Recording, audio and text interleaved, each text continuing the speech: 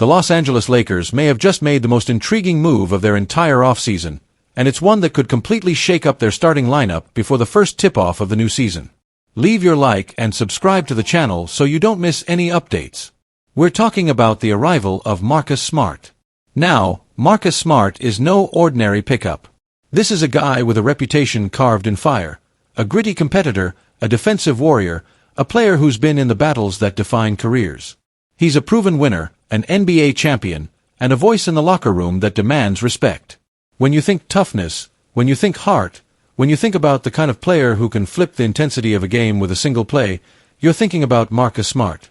And here's the thing. His presence in Los Angeles isn't just about adding another name to the roster. It's about addressing one of the Lakers' biggest weaknesses from last season, perimeter defense. For all their offensive firepower, the Lakers struggled to consistently contain opposing guards and wings. Smart changes that instantly. But while his defensive impact is unquestioned, what's still very much up in the air is his role. Will Marcus Smart be the leader of the second unit, or will he actually step into the starting five? That's where things get spicy. Longtime Lakers insider Jovan Buha recently made a bold prediction that Marcus Smart could start over Rui Hachimura. That's right. Hachimura, one of last season's most consistent contributors, could be moved to the bench. And that's a huge statement. Because let's be clear, Rui Hachimura has been a vital part of this team's success. Over the last 2 seasons, the 6'8" forward has been money from beyond the arc, shooting better than 41% from deep both years. He's averaged more than 13 points per game. He spaces the floor beautifully for ball-dominant stars like LeBron James and Anthony Davis, and he's an excellent cutter who knows how to find gaps in the defense. His ability to stretch the floor keeps the paint open, allowing the Lakers stars to operate without a crowd in the lane. Oh, and he's had big postseason moments too. We're talking about a guy who doesn't shy away from the spotlight. So why even consider moving him to the bench? It comes down to balance, and what the Lakers are missing right now in their second unit, a reliable scorer. Gabe Vincent is a scrappy backup guard who can hit timely shots, but scoring isn't his primary role. Rookie Dalton Knecht has offensive talent, but he's unproven and needs to find consistency. Jake LaRavia is promising, but still developing in just his 3rd NBA season. Beyond them, you've got Bronny James, Adu Thiero, Jared Vanderbilt, Maxi Kleber, and Jackson Hayes, players who bring energy and defense, but not big scoring numbers. So if you move Rui to the bench, suddenly your second unit has a proven scorer who can keep the offense flowing when the starters rest. On the flip side, starting Marcus Smart comes with its own advantages. Over the years, he's transitioned from guarding mostly point guards and shooting guards, nearly 80% of the time early in his career, to taking on bigger assignments. Last season was the first time his minutes guarding smaller players dropped below 50%. That's a sign of his defensive versatility. Imagine a starting backcourt of Marcus Smart and Austin Reeves. Reeves brings offensive creation and playmaking, while Smart takes on the opponent's best offensive weapon every single night, regardless of position. He's strong enough to battle against forwards, quick enough to keep up with shifty guards, and physical enough to set a tone from the very first possession. That's the kind of edge the Lakers could use, especially if they're thinking about deep playoff runs where matchups get tougher and mistakes become costly. But there's a risk. Taking Rui out of the starting lineup could throw off his rhythm. Some players thrive on heavy minutes and a steady role. If his playing time dips, so could his production, and that's not something the Lakers can afford from one of their most efficient offensive threats. So here we are, the Lakers have a choice to make. Do they go with the defensive toughness and veteran leadership of Marcus Smart in the starting five, or stick with the scoring consistency and floor spacing of Rui Hachimura alongside the stars? Whichever way they go, one thing's for sure, this decision could shape the entire season. Opening night is coming, and the question remains, when the lights come up and the announcer calls out that starting lineup, will we hear Marcus Smart or Rui Hachimura? Bronny James had one moment in his rookie season that he says he'll never forget.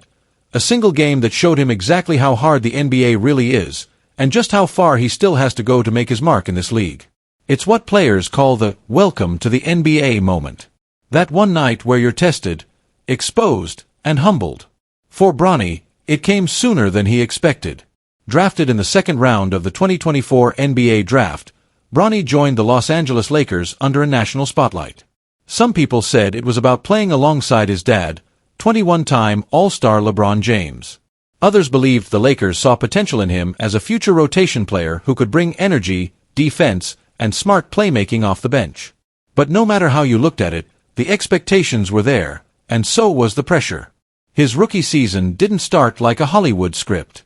Minutes were hard to come by. And when he did check into games, it wasn't always pretty. He was adjusting to the speed, the physicality, and the skill level of the best players in the world. Then came the night against the Philadelphia 76ers. Speaking to ESPN's Dave McMenamin, Bronny explained that this was the game that changed everything for him. It was the first time he was given a real chance, actual rotation minutes. And his main defensive assignment? Guarding All-Star Tyrese Maxey. From the opening tip, Maxey was in attack mode. Bronny was fighting through screens, chasing him off the ball, and trying to stay in front, but Maxey was locked in. He finished the game with 43 points. Now, not every one of those buckets came against Bronny, but it didn't matter. The challenge was real, and the lesson was clear. Bronny's own stat line told its own story: 0-4-5 from the field, 3 turnovers, just 15 minutes of action. For a young guard eager to prove himself, it was a gut punch. It was definitely like, okay, this is where I'm at right now. I need to be better, Bronny admitted.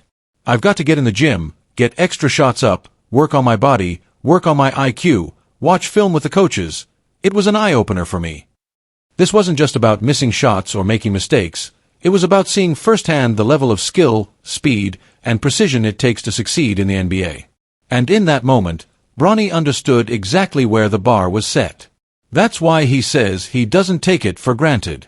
I don't take it for granted, he said. It's an experience I needed to go through. For some rookies, a night like that can crush confidence.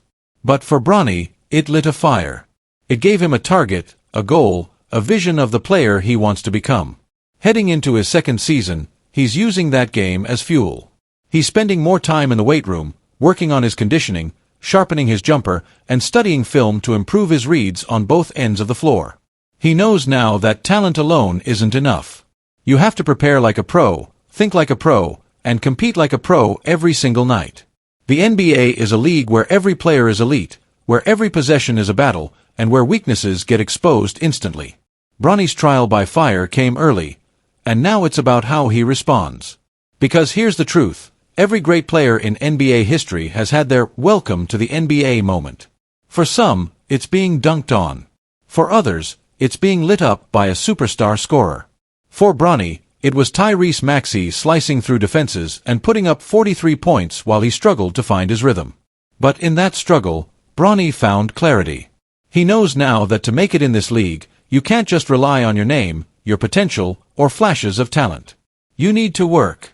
Every single day. And that's exactly what he plans to do. As the new season approaches, the question isn't whether Bronny will avoid another tough night. The question is how much stronger, smarter, and more prepared he'll be when the next challenge comes. That game in Philadelphia was his baptism by fire, and he's determined to come out of it as a better player. When he steps back on the court for year 2, the NBA will see a Bronny James who's been through the fire and is ready for whatever comes next. Lakers fans, Knicks fans, and anyone who loves a little NBA drama, you might want to sit down for this one. The Los Angeles Lakers are heading into the season with a roster that, at least on paper, looks pretty much set. The pieces are in place, the depth chart is balanced, and the front office has been fairly quiet lately. But as we've learned over the years, when LeBron James is on your team, quiet is never permanent. Because the biggest question mark hovering over this franchise right now, bigger than any rotation battle or preseason injury update, is the future of LeBron James himself. And now, a trade proposal is making waves that could completely reshape both the Lakers and the New York Knicks. Sports Illustrated's Mark Morales-Smith has thrown out an idea that sounds more like something from a video game than your typical NBA transaction. The trade. It sends LeBron James to Madison Square Garden. And not just LeBron. His son, Bronny James, would be part of the package too. Now obviously, you can't just swap those two for a couple of role players and call it a day. The NBA's salary cap rules make this kind of blockbuster messy. Most likely, you'd need a third team to help balance salaries and sweeten the pot. But here's the basic version. The Knicks land LeBron and Bronny. The Lakers receive OG Anunoby, Josh Hart, and a first-round draft pick. LeBron's longtime appreciation for New York City is no secret. He's talked about the thrill of playing at Madison Square Garden for years. It's one of the few arenas where he's always seemed to bring a little extra. The lights, the history, the energy. But before you start imagining LeBron in Knicks blue and orange, there's one giant, immovable obstacle: his no-trade clause. That clause means that no matter what deal the Lakers try to cook up, LeBron has to sign off on it. And according to his agent, Rich Paul, the idea that LeBron would greenlight a trade right now? Pretty unlikely. Still, there's an argument to be made here. The Eastern Conference, as of today, looks less intimidating than usual. Several would-be contenders are dealing with major injuries. A move to New York could, in theory, give LeBron a more direct path to his fifth NBA championship. Morales Smith frames it like this: the Lakers need to pick a lane. 1 foot in, 1 foot out. It's not working. If the plan is to move on from James and build around Luka Doncic, then Hart and Anunoby are great complementary pieces. Plus, you add a first-round pick. Anunoby is a solid forward who could go 20-5-3 for a season, while Hart is the best rebounding guard in the league and plays both ends of the floor. From a basketball standpoint, there's logic to it. Anunoby brings championship experience from his time with the 2019 Toronto Raptors. He's a strong two-way forward who can defend multiple positions. Josh Hart is a relentless rebounder at the guard spot and a high-energy player who makes winning plays. But here's the other side of that coin: the contracts. Anunoby is locked in for 4 more years, with $212.5 million left on his deal. Hart's contract is 4 years, $80 million, and runs through the 2027-28 season, with a team option in that final year. Bringing both to Los Angeles would eat up serious cap space, limiting flexibility for years. And that's where the Lakers' long-term thinking comes in. There's already a growing belief around the league that they might not re-sign LeBron in 2026. Trading him before then, in theory, lets them get value back rather than losing him for nothing. But again, only if LeBron himself agrees. Meanwhile, the man at the center of all this isn't exactly stepping out of the spotlight. ESPN's Dave McMenamin reports that LeBron is monitoring the Lakers' moves this offseason. Translation: he's watching closely, and he expects the front office to put him in position to compete for a title now. McMenamin says LeBron and his camp know his career clock is winding down. The goal isn't just to play out the years. It's to fight for championships in whatever time he has left. So the question becomes, if the Lakers stumble out of the gate, if it looks like the title window in LA is closing, does LeBron start to consider the unthinkable? Does he look at Madison Square Garden, at a Knicks team loaded with depth, and decide that's where the final chapter of his career should be written? For now, it's just speculation. But with a player like LeBron James, and the constant balancing act between winning today and building for tomorrow, speculation has a way of turning into reality faster than you'd expect. If this deal ever came close to happening, it would send shockwaves through the league. The Lakers would officially pivot to the post-LeBron era, pairing Doncic with strong, versatile wings. The Knicks would instantly become one of the most dangerous teams in the East, with the James family taking center stage in the NBA's biggest media market. One thing's for sure, until LeBron's future is fully locked in, these kinds of rumors aren't going away.